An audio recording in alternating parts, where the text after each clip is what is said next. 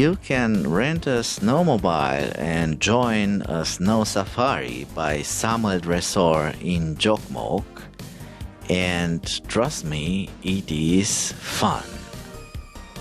If you want to ride alone, it's gonna take you about 250 euros, and if you are sharing with somebody, you're gonna pay 150 per person.